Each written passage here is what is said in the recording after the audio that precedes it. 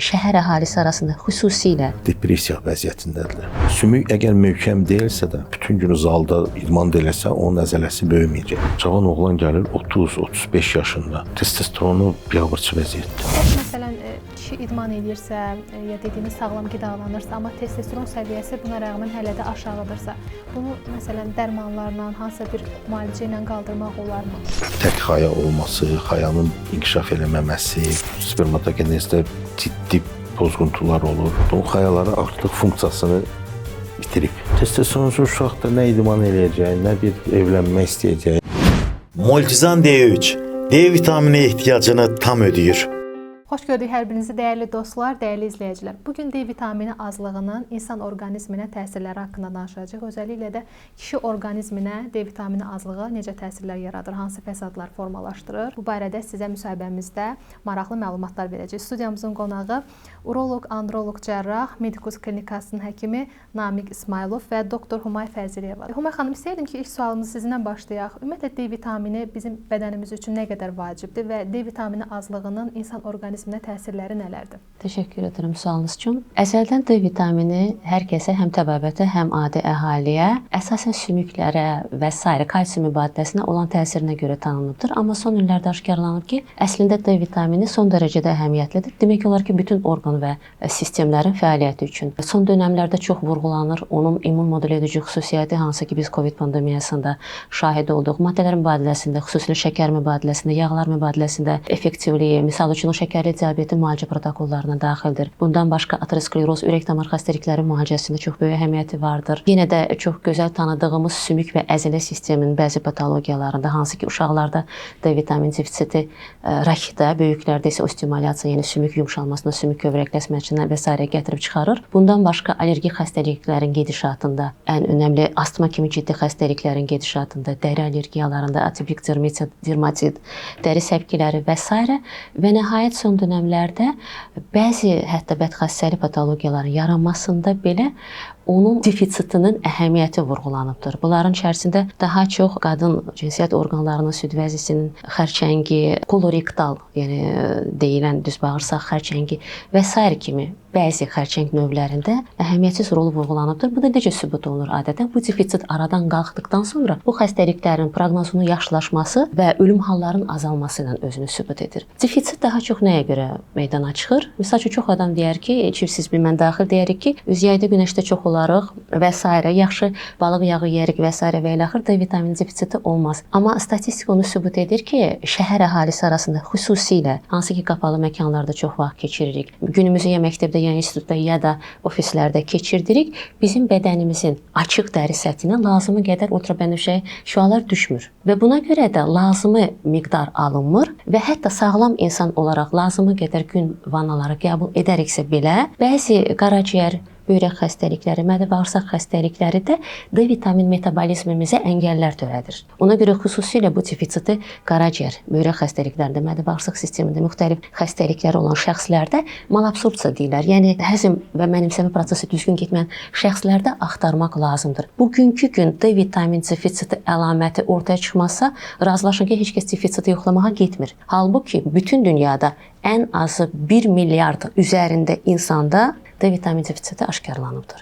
Bu müayinə olunan şəxslərdir. İndi gəlin özümüzə sual verək, son dəfə D vitamini nə vaxt yoxlamışıq? Əlamətlərə gəlincə isə bəli, yenə də ən çox tanınan uşaqlarda rakitə meyillik, boy atmada, diş çıxarılmasında problemlər, böyüklərdə isə özünü daha çox sümük ağrıları, bəzi veqetativ sinir sistemi problemləri, çox tərləmə, əzələ zəifliyinə görə yorğunluq və bir də sinir sistemində serotonin deyilən hormonun sintezində iştirak etdiyinə görə, hansı ki biz onu gümrahlıq, yaxşı əhval-ruhiyyə hormonu kimi tanırıq. Bəzən də o insanlarda özünü depressiya meyilliklə göstərə bilir. Amma bu çox dar bir məlumatdır. Əslində D vitamini mütəxəssisimizin söylədiyi kimi sadəcə vitamin statusu daşımır, hormon statusu daşır. Ona görə onun çatışmazlığı özünü bir çox orqanlarda büruzə verə bilər və bu problemlərin bir qismi də kişi və qadın sonsuzluğu və ya hansısa cinsi funksiyaların geri qalması kimi göstərə bilir. Bildiyim qədərilə D vitamini azlığı kişilərdə hətta sonsuzluq, cinsi gücün aşağı olması kimi problemlərə səbəb olur. Bu da həqiqətən doğrudurmu?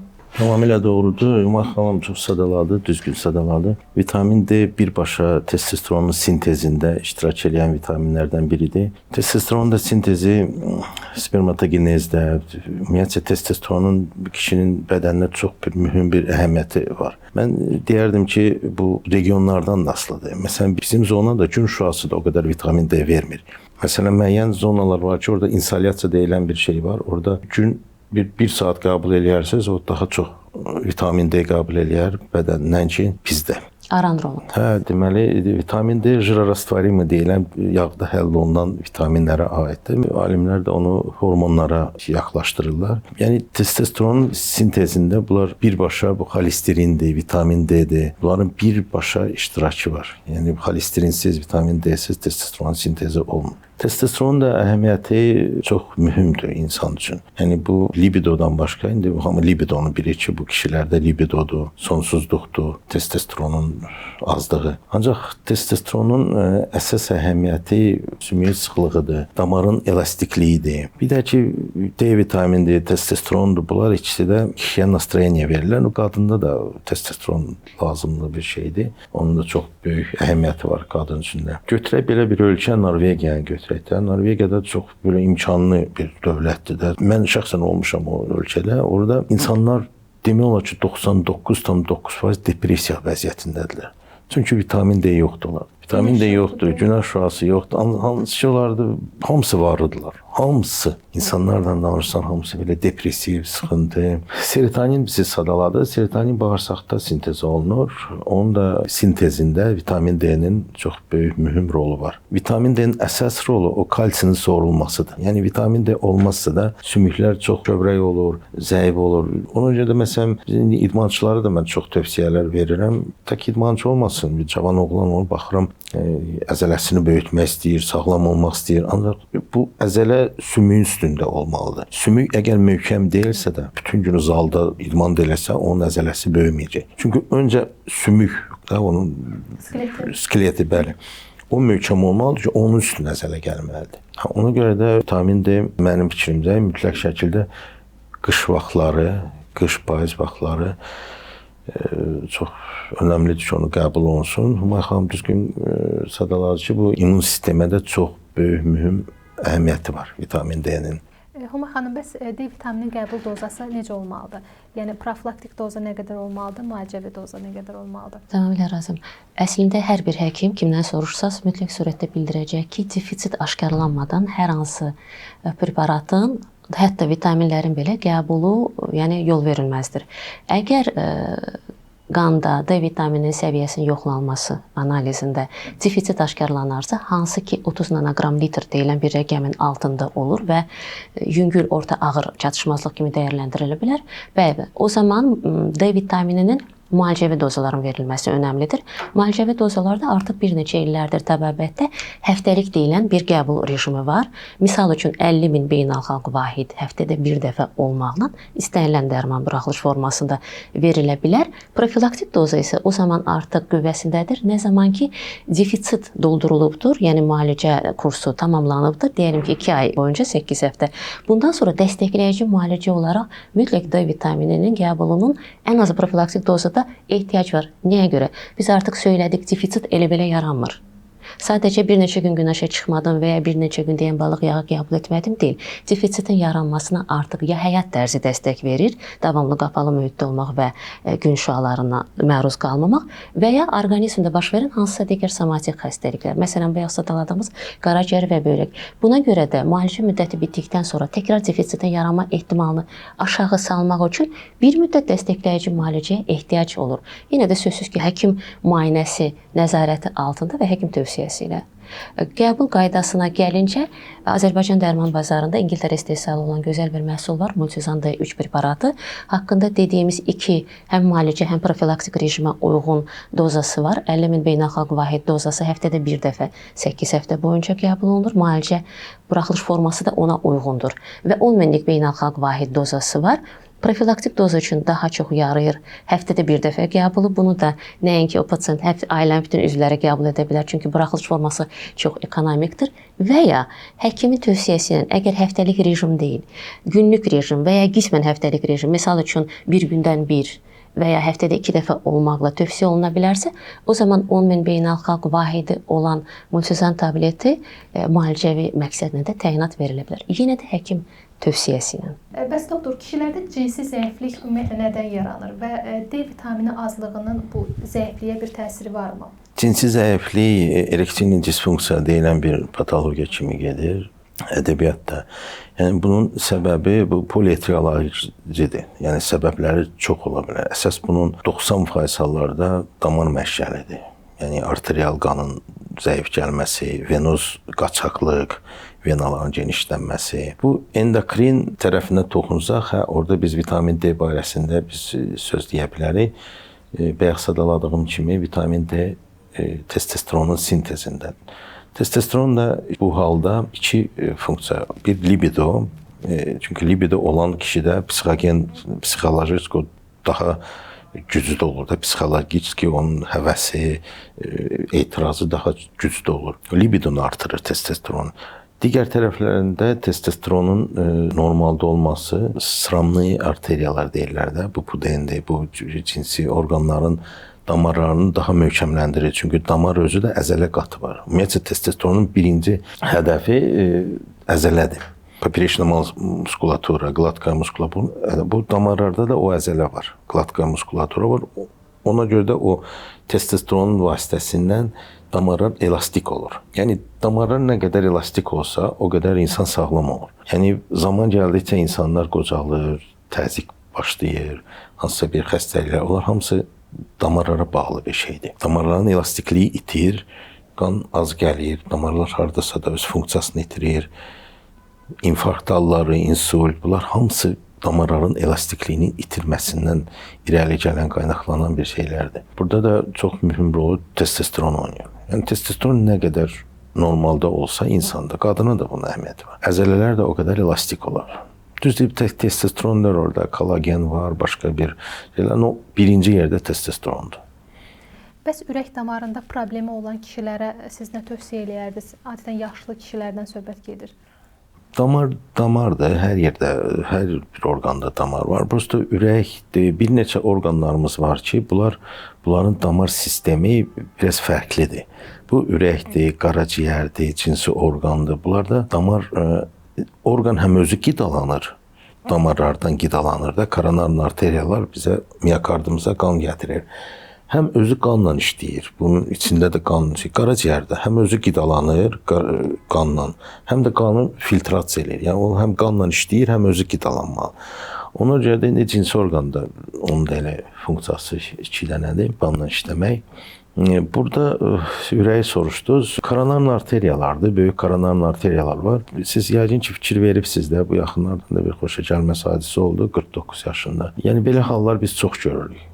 40-50 yaşdan 50 yaş arasında infarkt, insult, insan biraz əsəbləşir, stres ya fiziki naqruzka. Bu görürsünüz çox xoşagəlməz infarkt, insult deyilən bir vəziyyətlərə gətirir, çıxardır. Bunun da ki, artıq yəni bir İngilis ədəbiyyatına, Amerikan alimlərinə diqqətlə qulaq assanız, Dr. Berg də bunun haqqında çox danışır. Testosteron decline, testosteronun düşüklüyünə bağlı bir şeylərdir. Yəni indi başa düşürəm, deyəcəksiniz ki, doktor andrologdur, hamısını testosterona bağlayır, amma doğrudan da bunun kortizol deyil, triaksin deyil, insulin deyil, imенно testosterondur bunların hamısını idarə edən.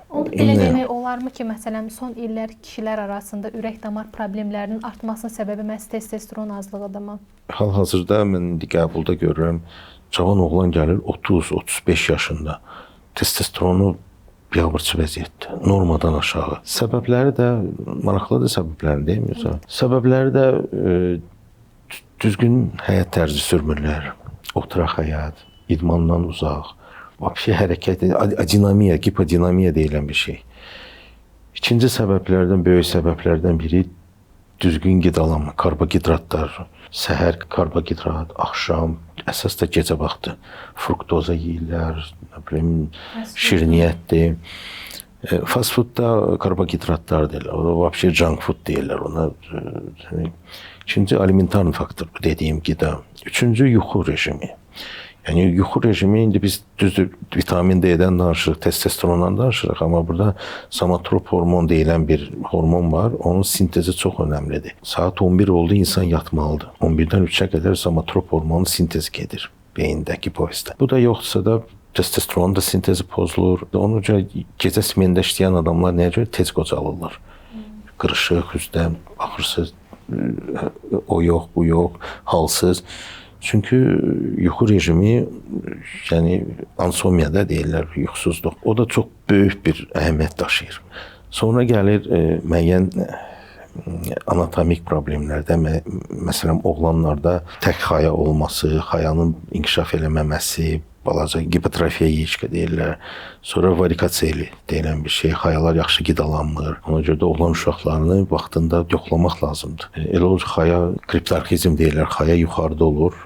Ya məsələn yuxarıda olur, düşür, qayıdır, psevdo kriptarxizm.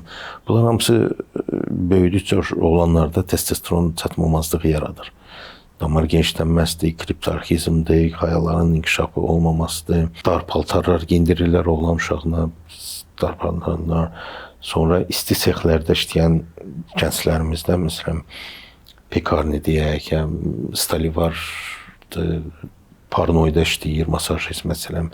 Bu isti yerlərdə işləyənlərdə də testosteron düşkünlüyü olur, spermatogenezdə ciddi pozğuntular olur, peşəsinə bağlı, peşəsinə bağlı. Müəyyən mikroelementlərin bədəndə çatmamazlığı gətirir testosterona.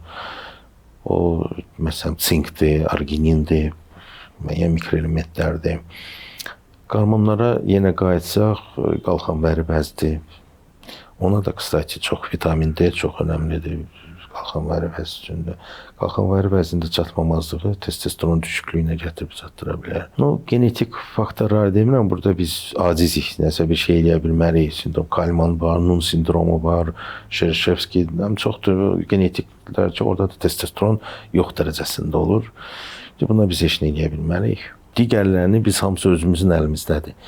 Vaxtında hərəkətli idmanımızı eləyək, düzgün qidalanaq, yuxu rejimidir. Bəs məsələn, kişi idman edirsə, ya dediyiniz sağlam qidalanırsa, amma testosteron səviyyəsi buna rəğmən hələ də aşağıdırsa, bunu məsələn dərmanlarla, hansısa bir müalicə ilə qaldırmaq olarmı? Bu yanlış fikirlər çox bir insanlarda olur ki, mən məsələn zala yazılmışam, fitnessə gedəcəm, testosteronum qalxacaq. İdman qalxızır bir miqdarda. Ancaq bu tək idmana bağlı bir şey deyil. Onun yaşına baxmaq lazımdır. Əgər onun 50-dən çox yaşı varsa da, o zalda yatsa da o xeyri yoxdur. Onun xayaları artıq funksiyasını bitirib. 100% də olmasa 10% işləyir, 15%.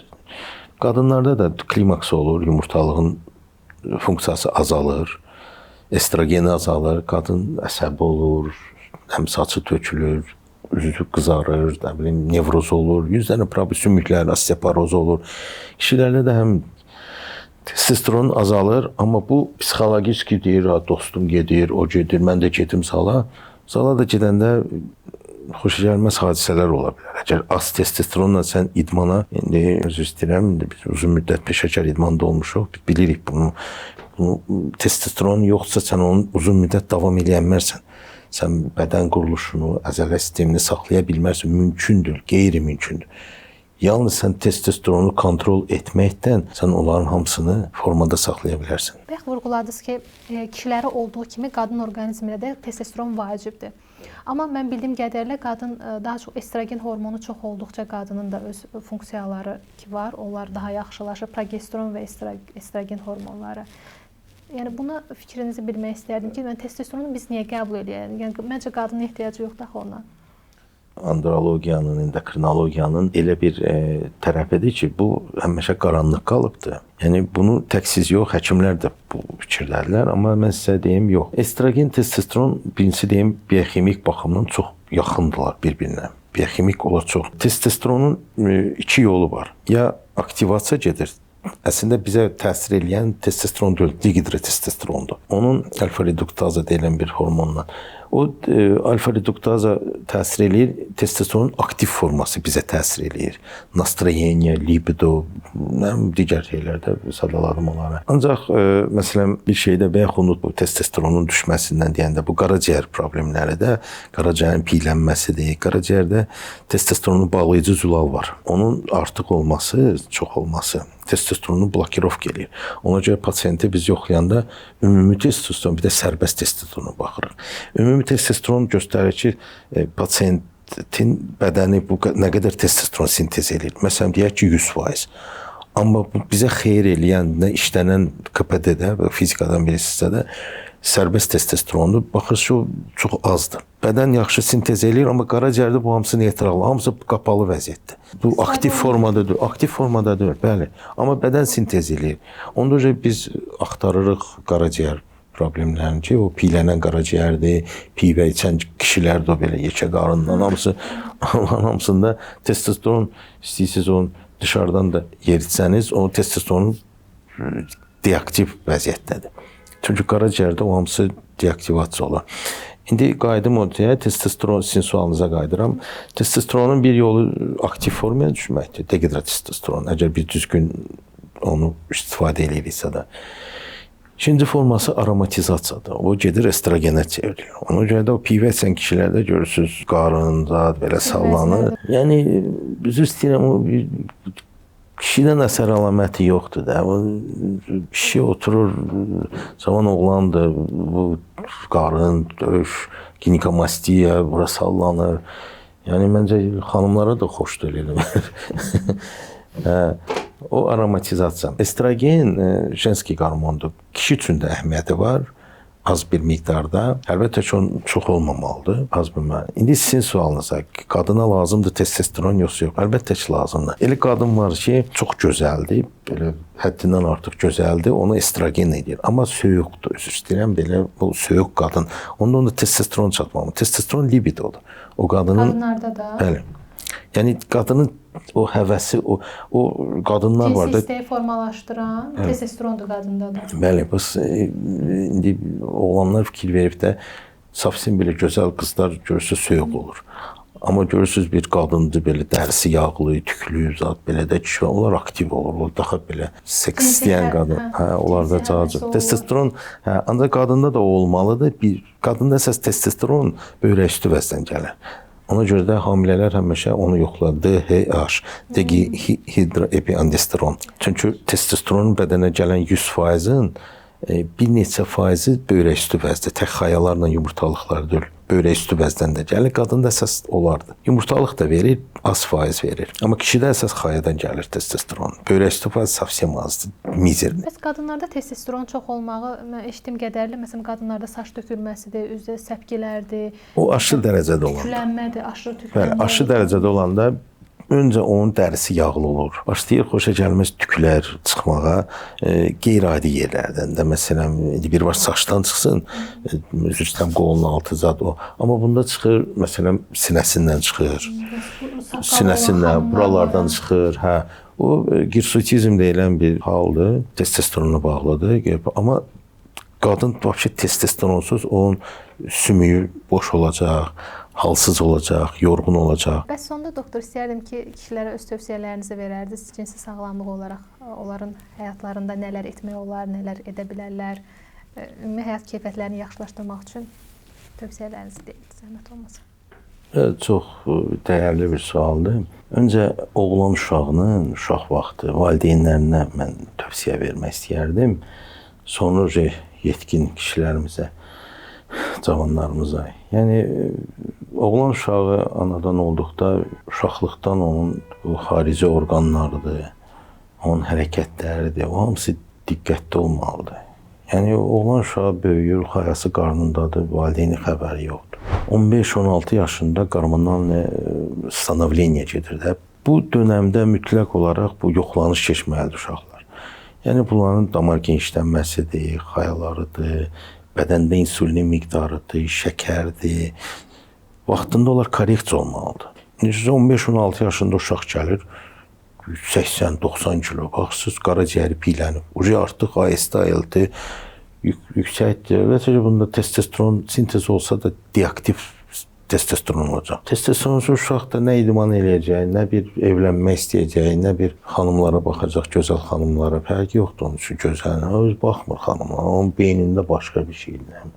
Yeyim yatdım. Ona görə də 15-16 yaşında bu oğlanlar androloji konsultasiyalara keçməlidir. Bir müddətdən sonra da aktiv həyat tərzi, düzgün qidalanma, cinsi fəaliyyətləri başlayırsa da o zöhrəvi infeksiyalardan özünü qoruma. Təşəkkür edirəm bir daha Humay xanım sizə. Namiq bəy də təşəkkür edirəm. Çox sağ olun, çox sağ olun. Verilişimizdə başqa bir mövzuya toxunarıq. Məncə insanlar üçün maraqlı bir müsahibə oldu, maarifləndirici bir müsahibə oldu. Suallarınız varsa şərh bölümümüz açıqdır. Həkimlə əlaqə saxlamaq istəsəniz aşağıda əlaqə nömrəsi qeyd olunacaq. Özünüzə yaxşı baxın, görüşərik. Sağ olun.